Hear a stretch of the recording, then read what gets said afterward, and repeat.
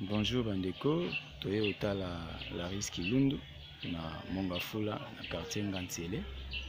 Toya qui plutôt visiter par rapport à l'événement que nous préparé à le 29 de association Sylvie Lukeba Bolingo et à handicapé et Tindaki Cordon et à visiter.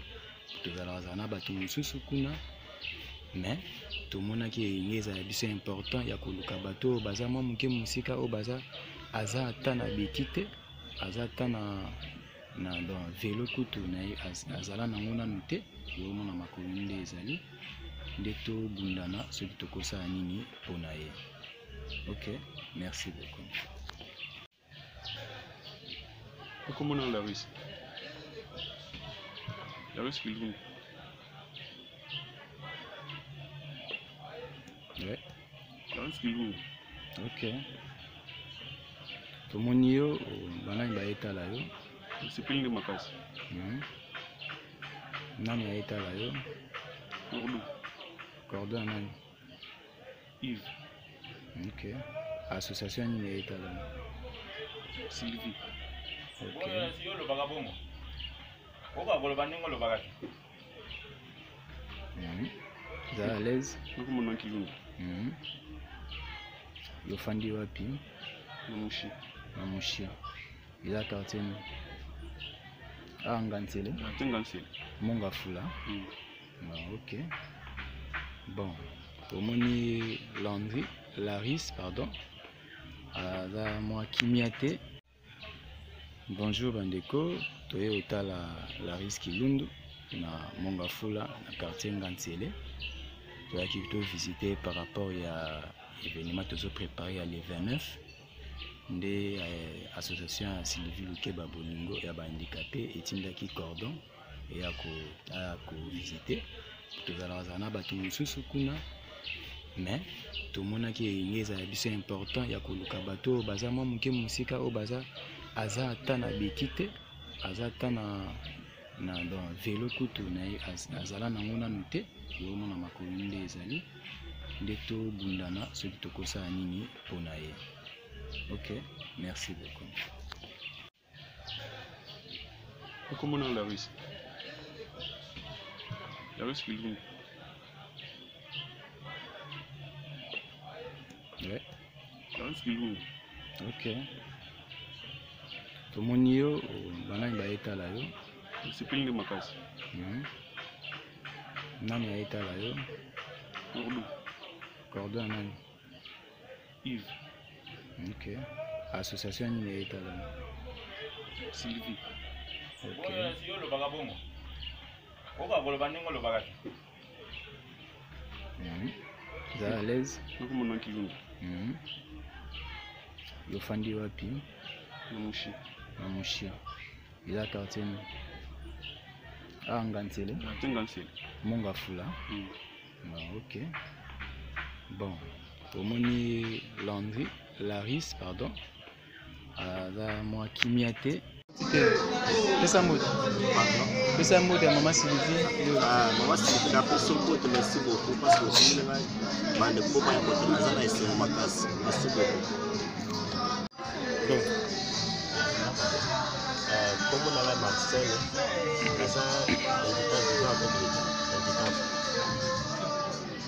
depuis là il va y côté là parce que là et ça il peut lever ba ya côté là parce que net l'état on a ça la besoin moi le songa ko la moi le moyen pour lever là pour lever au sol là ya kabine ça pour donner comme on a Marcel kaka Association ni etalo Marcel. Azil yango na bakomi kuna. Laksa biso ba. Azil. Ya Maman Sylvie Lukeba. Maman Sylvie Lukeba. OK. Marcel azana mwa gablo na ye. Moni cabine Marcelo. La personne vivant avec handicap mais à ça la mon activité na ye. Comme on a ngai kaba Marcel nazana esengo parce que lelo na moni bande baye kotala ngai parce que ebele balo bakbaya kotala biso te lelo nazana esengo baye kotala ngai pembeni parceke kaka naza injecteur mpe baye nakóma na nini na masanga mbili eza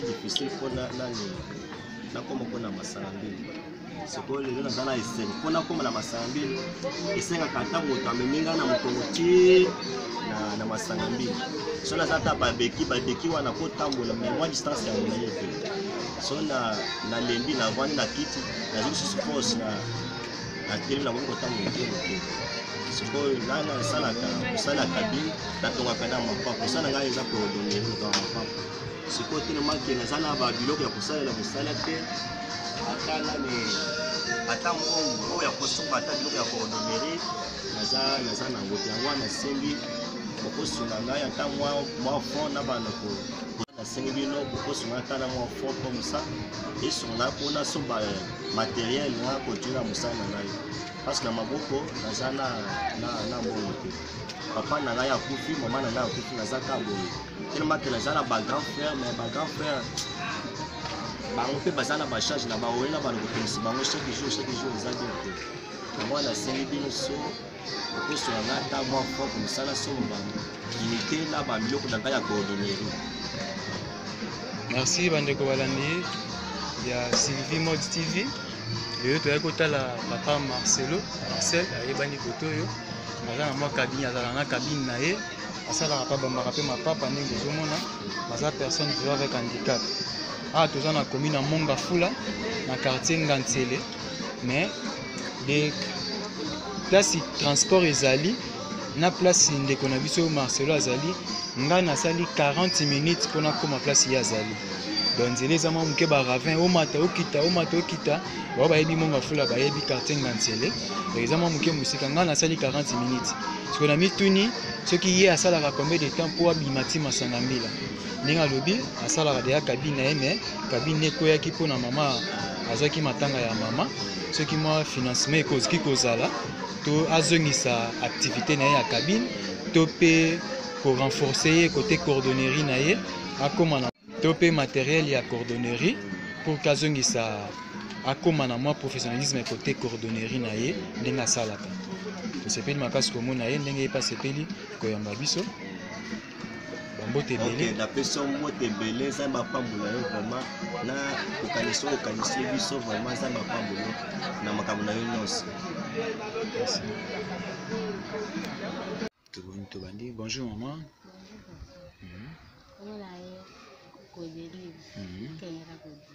Ok. Bana misato. Il y a za quantième? Oya liboso.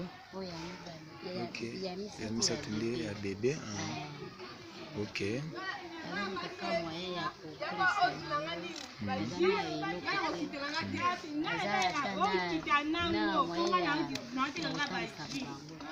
Ok.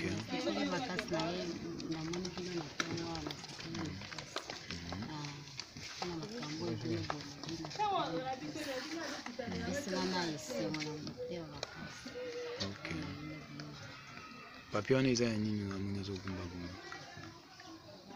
Papi oyo eza ya Mama Sylvie. Ok. Opesa lokolo na yo tomona ndenge lokolo eza.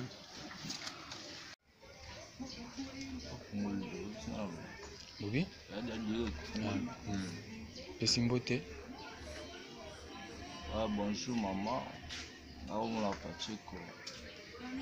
Abi omona nga déjà. Parce que problème na ezaka bino. C'est moi ça. Odenga na ba financement, nasaka commerce, tout ça moi bien. Pacheco nani? C'est Koweni. Ok. Ouais, bandeko tomoni ya mama Sylvie atinda ye biso so toye omona ndeko na biso Pacheco. Association Asile. Ye pe aza kaka na quartier Ngantsele donc 30-40 minutes ya masanga mbila. Nde tokandaki tomona pe lisusu ye. Ye aza na banani na ye. Mais soki mwa lisungi ezali ndenge azoloba mwa capital ya moke po relancer affaire na ye esala mwa bien makasi. Merci beaucoup.